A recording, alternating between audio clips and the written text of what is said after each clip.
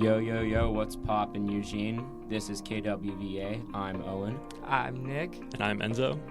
And we are here to bring you some discussion about the LA fires. So just a quick disclaimer. Any government policies, political information we discuss does not mean anybody endorses any candidate.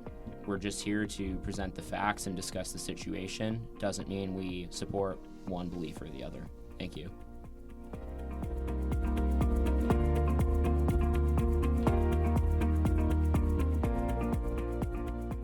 Or can you guys introduce yourselves? My name is Aaron Brumfield Jr. I'm from Los Angeles, California. My name is Ryan Baptiste. I'm also from Los Angeles, California. And what's your year and majors at UO? I am a freshman, and my majors are linguistics and Korean. I am a sophomore, and my majors are psychology and history with a minor in education. And can you guys quickly share how you've been affected by the LA fires? We both went to Palisades Charter High School, a school that was in the main impact of the Palisades fire. Our baseball field in the back half of our school was gone and decimated, and the whole Palisades area where we hang out with all of our friends was decimated in the fire. Yeah. I mean, I'm also from California, and all throughout high school, it just seemed like there were fires everywhere, all around us. Tons of missed school days because of poor air quality and all that. I know personally, I had a lot of anxiety about fires and having that either come close to us or affect somebody I knew.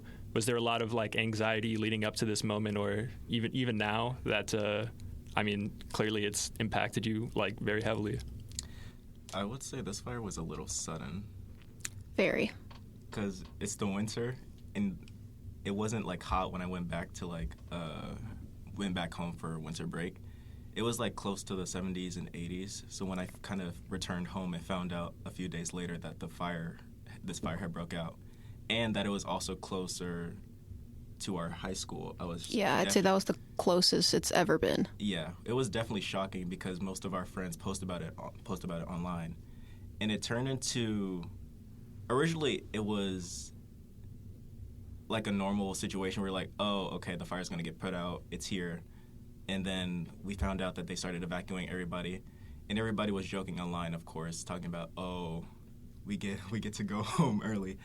But then I would say as it started to take control, or the fire started to spread, not only across to the homes, but also started to make its way onto our baseball field in the area where we actually learned the bungalows on the backside of the school. I think that's when everybody was oh, okay, this is a serious thing because now our school is actually on fire and we are affected. Yeah. Personally, my nieces and nephews were still on campus when it was right there, and they were waiting for the bus because they wouldn't let anyone come up to come get them. So they actually had to end up walking 5 miles from the school to the Santa Monica Pier in order to catch a bus home. Oh, wow. Were you finding out about this for the first time through your friends on social media? Yes. Yes. And so you were watching it kind of unfold in real time and little by little, each development? Yeah, it was exactly like that, yeah. Oh, wow. That's pretty intense. And do you guys know about any grassroots fundraising or similar efforts? And have any of those been beneficial to anyone you know? Or do you know anyone involved in something like that? Yeah, I know that our high school has been doing a lot of collecting of donations to give out to the other people affected by the fires and whatnot. They've been collecting clothing and then sorting them so people can come pick up donations because a lot of people lost all their clothing when the fires broke out and burned down everything. But I've seen a lot of people posting on social media about resources that have helped them and other things that people can go to get help. And given the response from Trump, which we've already talked about, but if you want to give your thoughts, you can. Does that make you more worried for the future, given how common a lot of these fires seem to be? Yeah, it makes me a bit worried because he's willing to withhold something so beneficial to our entire country, really. It's not just California, though it is, who would probably use it because we have fires like at least once a year. There's always a fire in California at least once a year. But it makes me worried because like he's willing to withhold funding to like bully around other politicians into doing what he wants them to do. And it's kind of like worrisome. And anything else you want to add? Any ways you would encourage people to help if they want to help or anything like that? I would say like donating money right now would probably be the best thing someone can do. But if you can't donate money, then like donate clothing, food, canned goods, anything you possibly can. Anything at this time helps. Yeah, or even just like being there to support other like people who are truly being affected by it. It's the little things that matter in this situation. Absolutely. Well, thank you for your time. Of course. Thank you.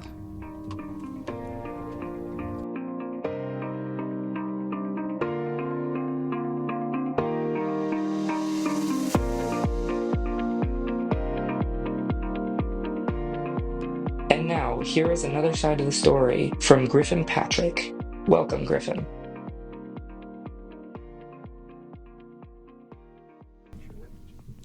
All right, so who am I speaking with? Griffin. All right, nice to meet you, Griffin. Nice to meet you, too. So if you're from the LA area, which part of LA are you from? I'm from Culver City, which is pretty much like directly in LA. So. Okay. Yeah. If you're comfortable sharing, how have you been affected by the recent fires? I personally haven't been affected. I was, I guess, lucky enough to come back here, like pretty much the day before the fire started. And my direct family is far enough away where they haven't been affected. The air quality isn't the best, I've heard, but nothing too severe. But I do know people who lived in the Palisades, like my cousin. She just moved there, and she's pregnant right now, so she's going through a lot. And like my mom's best friend's mom, like was like right in the middle of it, so it's surprising to hear about how many people like I know there. But they're all okay. Obviously, like a lot of stuff has been going on, but physically they're okay. But yeah. Sorry all of that happened. Glad to hear they're okay. Yeah, thank you. Yeah. So moving on to what the government's been doing. So the Biden administration issued a one-time payment of $770 to everyone impacted to purchase basics like food, water, prescriptions, things like that. They've activated 500 Marines from Camp Pendleton to assist with search and rescue and relief and things like that. And they also have sent helicopters, tanker planes, fire engines. And then on top of that, Governor Newsom of California, he's proposed at least an additional $2.5 billion of funding for emergency response and recovery efforts. So given all of that, do you think that the government is doing enough, or do you think they need to do more? I mean, it's difficult to say because I'm not there, and I'm not experiencing what they're experiencing. But, I mean, for the numbers, it seems good, like 770 seems like a good bit to, like, get them going. I mean, I feel like money like that can go by pretty quickly, so maybe I would up that a little bit, but, like, also there's a lot of people affected, so if the numbers get higher, it'd be difficult. But then also for, like, $2.5 billion, I mean, again, like, these are big numbers, so it's, like, difficult to tell. But I don't know, like, it seems like a quick response. It seems like these are the right things to be doing, like giving individual people, like, a hefty amount of money seems right, and then just upping the relief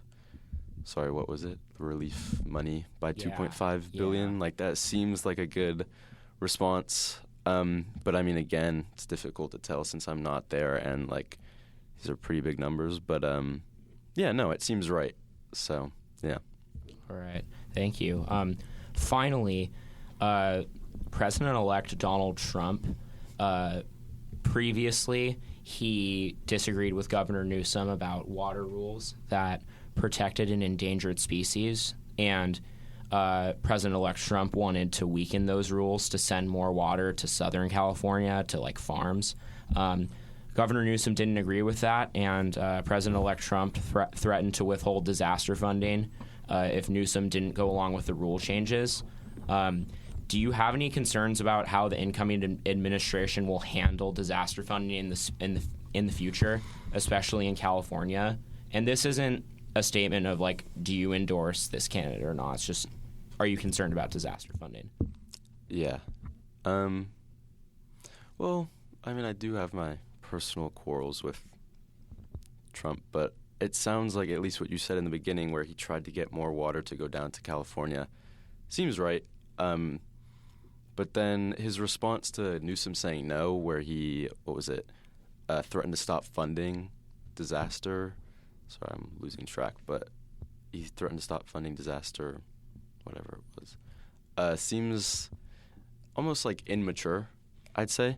And it is disappointing to hear that. So it does make me like worry a little bit about like what's going to happen when the Trump administration takes office. But it seems like his head was in the right spot in the beginning. But it seems like for the disaster part, I'd have to say I disagree with his response.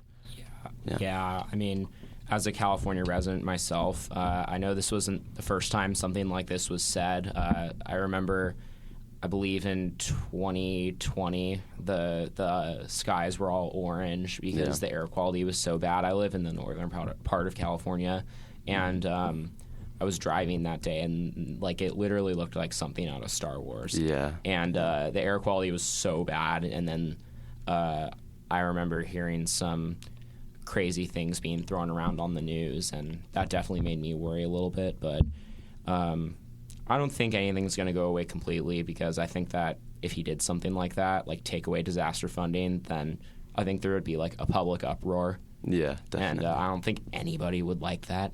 Yeah. Not even his own supporters would like that. Yeah. I feel like that would just be stupid to do. I agree. Yeah. Well, thank you so much. We loved having you. Thank you. Have a good day. You too. Yeah. Thank you again.